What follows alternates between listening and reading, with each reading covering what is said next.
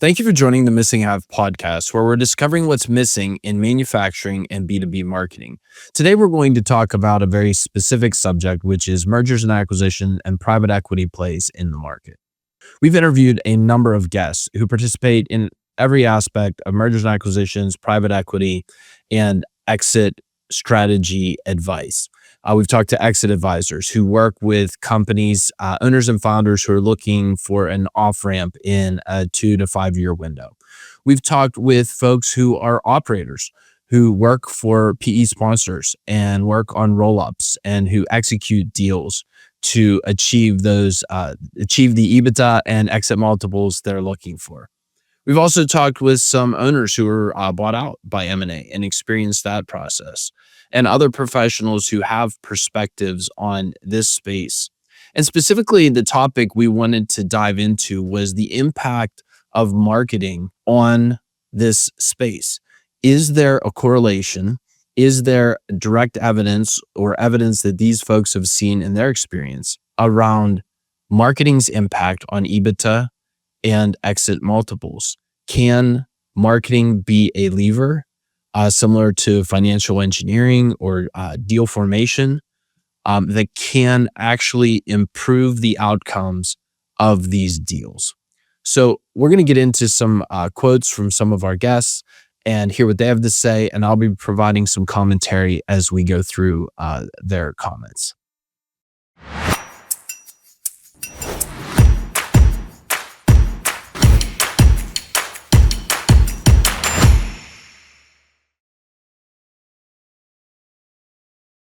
First, we're here from Rob Waring, who talks as an expert exit advisor.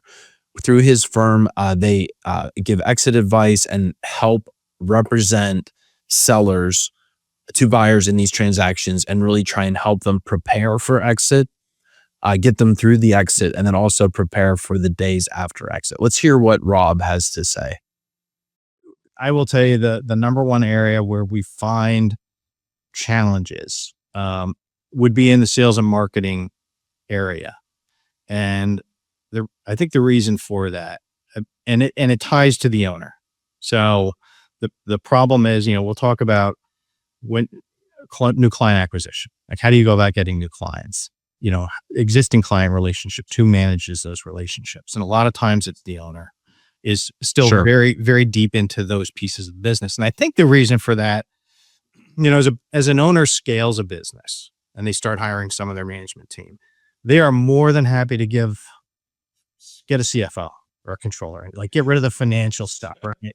HR, I don't want to listen to my employees' complaints anymore. Like I'll get rid of HR.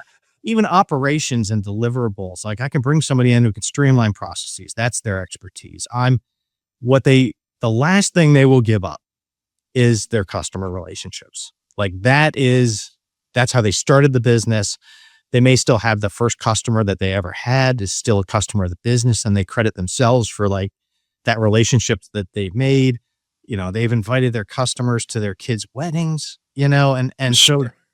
so that's the thing. That's the last thing to go. So an owner will hold on to that till the very, very end. And if they're willing to let that go, they've stepped out of the business. Like if that's in somebody else's hands, you can almost be guaranteed that the business runs well without them.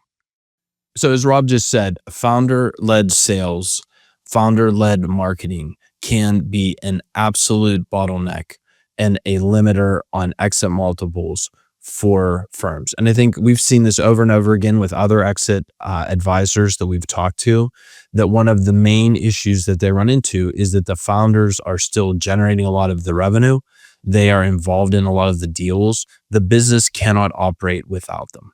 And certainly identifying this as an issue and addressing it, building a scalable, predictable, repeatable marketing engine that drives leads to your sales team, and then having a sales team that then can execute revenue growth without the owner or founder is so critical to success in exiting a business. And whether you're exiting that through M&A or through a PE roll-up or just selling to a strategic or financial buyer directly, it's so very important that this situation is addressed.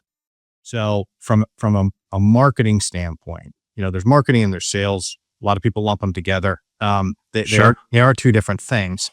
But when it comes to marketing, specifically, how is the business messaging and who is it messaging to? And what is the message that it's telling? I mean, it's differentiation. If you're a Me Too business, that's going to be worth significantly less than if you are truly different, unique, and you've built that differentiation into your marketing message and you're putting that message in front of the right audience. That's worth a tremendous amount when it comes to a transaction. And then if you talk about, valuation is one piece of the equation, the other piece is structure. And that's the thing that a lot of people don't talk about. That everybody loves to say I got 12x for my business or whatever it is, but you got 4x at the table and you got 8x still hanging in an urn out based on some sort of lofty objectives that you're never going to meet. So structure is really, really it's a huge piece of the equation when it comes to a transaction.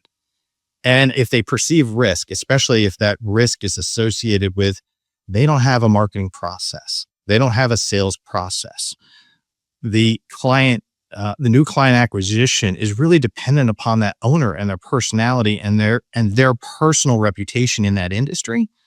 That's a massive, massive risk to a buyer. So if I'm a buyer, I'm not going to write you a huge check and let you walk away the day of close, because if that happens, all the new business generation, new business development goes away. Existing client relationships are at risk. So I'm going to tie a lot of your transaction to the future performance of the business post-close, because I'm going to want to make sure that you stick around. So it's a massive determinant of risk, therefore valuation. It's also a massive determinant on structure of the transaction. One of the other topics that is discussed a lot in this field is what's the moat? What makes your business different? And does it have brand, and is that brand message accepted in the market? So just like Rob said, we can have a deal that on the face of it has a 12x multiple on exit.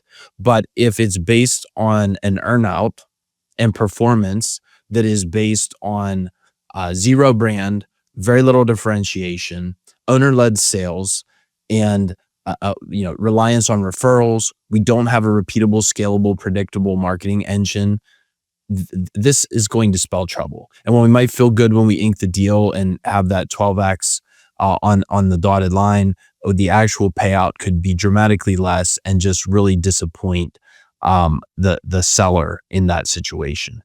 The next guest, Steve Kohnke, talks about the impact of marketing as a lever on exit multiples and the ability to structure the right deal, and also the ability to do a deal. In some cases, deals die on the table because there isn't a repeatable, scalable, predictable marketing engine.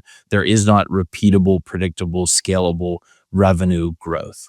And not only is that a negative, the differential between the net positive of getting 1x, 2x more on EBITDA when these things are in place creates a huge gap between the haves and the have-nots when it comes to making these deals. So let's listen to what Steve has to say. Yeah, I mean, on that side of things, a strong marketing system, it can add millions to your valuation. It could also probably kill a deal. Sure. If an acquirer is coming in and saying, we don't have predictability in business development, I can't guarantee what these future numbers that you're telling me are. Sure. I can't correlate those together. So, I mean, it can be a pretty big impact. I mean, it can have 2x EBITDA impact too on that multiple, on the valuations, depending on industry, of course. But sure, it's just the predictability will give the buyer so much more confidence in the acquisition, and they won't be looking for other reasons to discount, right? Business development and having that part of a business figured out and predictable and scalable, I mean, it's a big issue to solve. And if you go to an acquirer and say, I've solved this part, sure, you're good. They're going to be pretty happy. So buyers are looking to de-risk their deals. They're looking for predictability. And as an operator, you can pull levers, you can have great financial engineering, you can pull the levers operationally to reduce costs and create economies of scale. But at the end of the day, If you're not driving organic growth, you're going to stall out. And as we have seen over the past 10 years, the holding periods for these deals go from an average of 3 to 5 to 7 plus. Most of this can be correlated to the fact that these roll-ups stall when it comes to organic growth. And sometimes they figure it out, but whenever they start in year 3 or 4, when the deal is not coming together, when suitable buyers are not available and they're not finding those opportunities because they don't have predictability, they don't have revenue growth. This is one of the biggest issues. And this is why a lot of these guests that we've talked to and what we believe is you need to start on that revenue growth opportunity on marketing day one, or even possibly in deal formation. Our next guest was Dave Kohl. Dave is a seasoned operator, owner. He has exited a number of businesses as well as has stakes in a number of other private equity plays. And Dave has a unique wealth of experience to comment on the ability and sophistication of companies as they present themselves to be sold. When you think about the differential in the exit multiples, did you see where marketing had or could have had a better impact on some of the exits? Absolutely. Okay. I think they'd value it more as a purchaser or a buyer. I think you'd have more rapid growth. You'd be bigger, and it also shows some sophistication. If they look at you and they see some audited financials, that builds sophistication. They see some organizational structure, sophistication, marketing. We were probably weak in those areas. Had we had a stronger, we might have valued more. Dave couldn't be more right. Sophistication is a differentiator, and sophistication can exist at multiple points in the business. Marketing sophistication, revenue growth sophistication is a distinct advantage. It is a unique qualifier when you're trying to be acquired. And this can change the game when you're looking at your EBITDA and exit multiples at sale. PE firms often struggle to move from financial engineering and deal formation and the things that they do really, really well to organic growth. And Rob Waring is going to talk us through some of his experience in working with PE and the challenges that they face. Okay, so there are some private equity groups that their model, they're really good at M&A. They're really good at buying low and selling high. And in those models, they're very good at sort of executing on the model you talked about, you described. We're going to buy a platform. We're going to buy a bunch of smaller companies. We're going to roll them together.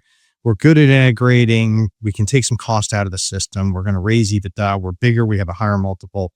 And then we do a sale to a larger private equity group. Typically, that's the the big fish eat the little fish. That's the way that world works.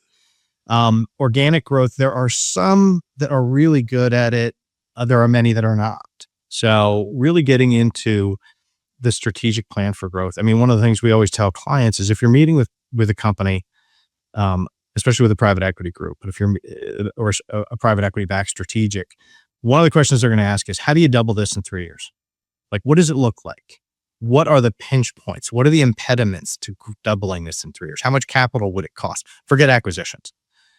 Is there a market to grow it and double it? Do you have the capacity to grow it and double it? Do you have the processes in place from a marketing perspective and a sales perspective to wind that stuff up to double it in 3 years? And if you don't have a good answer to that question, it reduces the valuation. It's one of those questions. They want to know, what's the growth plan?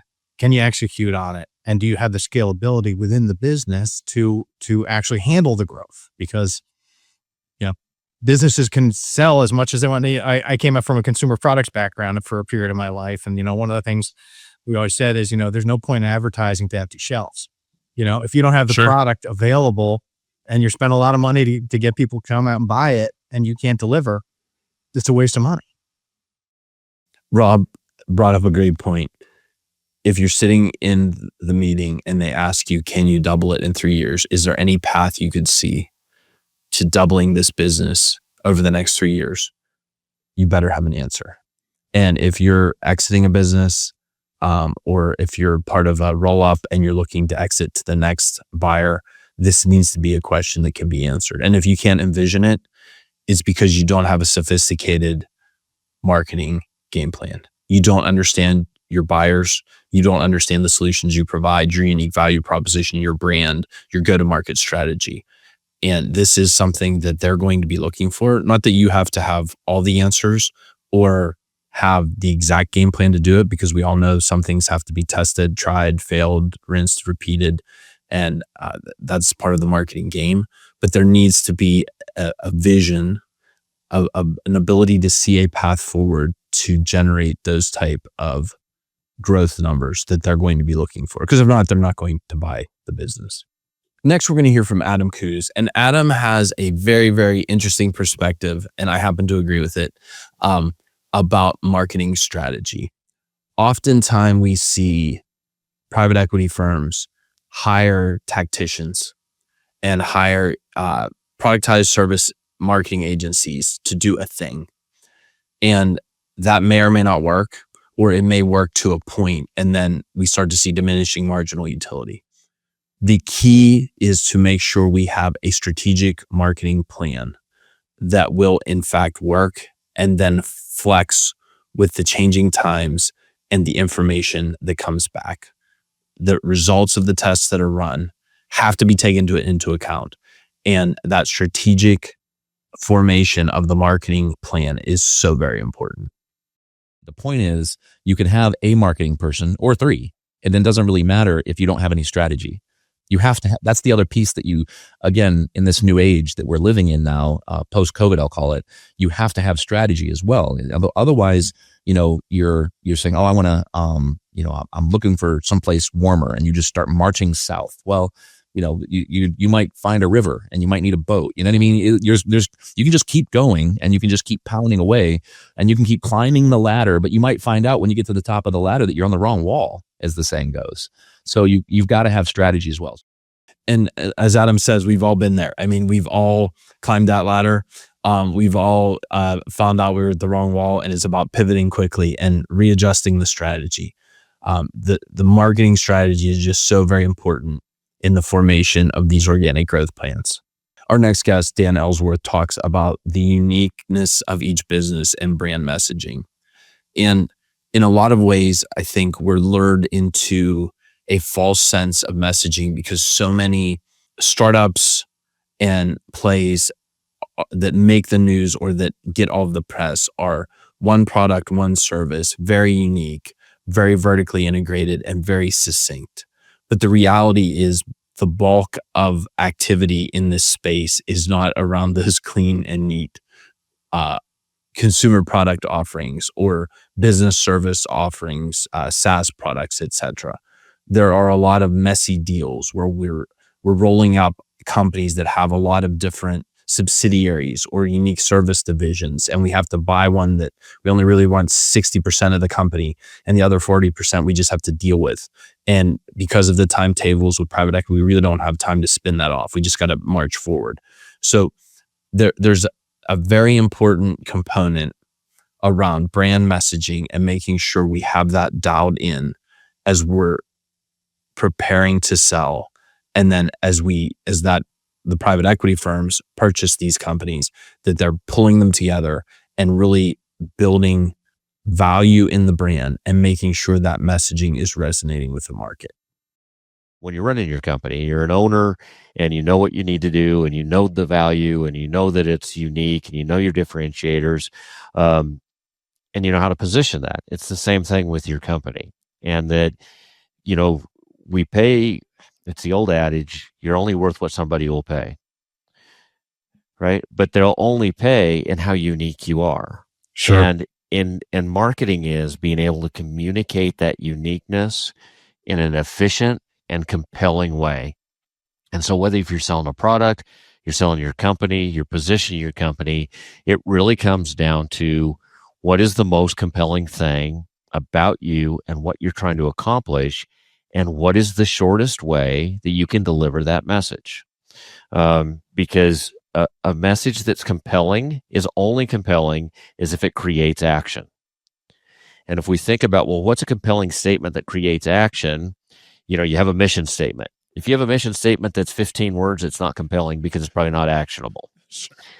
And what I try to compare to people is that to say a compelling statement that creates action would be, Bill, I want you to know that there is a fire upstairs in your bathroom. Okay. You're thinking about that. And you're like, do I even have an upstairs? And how did a fire start in my bathroom? And what were the kids doing? Yep. As compared to if I say, Bill, fire, you automatically go to action. Sure. So the key with marketing and the power it has is that it gets your compelling message has to get people past thinking into doing, into creating action. And the sharper you are with your message about the value that you're bringing to your customers, which is your marketing pitch, the more that creates action, the easier it is to get more buyers interested in your business because it's compelling. Sure. And that's at the end of the day in business, what we're trying to do is get people to act in buying the service. We're trying to get our employees to act in delivering the service. It's all about action. And the tighter your message is and the shorter your message is, the more likely you're going to inspire action. Dan is so right about this. There are values beyond EBITDA and exit multiples where this compelling messaging and consistency on brand will not only impact customers, but it will impact employees and every stakeholder at the same time. Our next comments come from Steve Kohnke, and we're going to nerd out a little bit on KPIs and metrics and talk about the importance of really defining your ICP, understanding your TAM, what your KPIs are, how do you make sure your CAC and ROAS are in alignment, and really dive into a little bit more technical marketing conversation that some of you may not enjoy, but that some of us really enjoy geeking out on. It's, do you have the right ICPs, ideal client profiles, defined? Do you have multiple channels working together? Are you tracking KPIs and are they where they need to be? Cost per lead, conversion rates, ROIs on those channels, ROAS, and you know, most importantly, owner independent of the marketing engine. To me, if you have that is your engine, right? Of having that, and if you can have that working in a way where we're not necessarily trying to fix stuff, we're more optimizing. We already know the channels, we have our ICP, we have all those things in place, and we're just fine tuning it to making it better and better and better. That's where we want to be, not necessarily what are the channels, right? Sure. At the end of the day, marketing should be seen as a capital deployment, not just an expense that's written off. It should be a capital deployment, just like you would use in buying EBITDA or buying a business, that we're looking for a specific return on. And there's a number of ways we're measuring that through the different KPIs, but fundamentally, when we're looking at mergers and acquisitions and PE, it's just about investing capital to generate a return that then we can get a return on through the exit multiples. And when we think of the way that marketing investments have been deployed and dealt with over the past 5 to 10 years and the kind of carnage that has ensued because of the variability in digital performance and the changes that have occurred there needs to be a reckoning where marketing really aligns itself. The marketing function, the marketing agencies, the marketing professionals align themselves with private equity and mergers and acquisition players to make sure that we're speaking the same language, that we're deploying the capital correctly, and that we're measuring the results, not only in terms of these KPIs and like numbers that we nerd out on marketing, but that it's truly, if we put this many dollars in, we're getting this many dollars back in EBITDA, and then we're expecting this multiple, and that's the value created for the deal.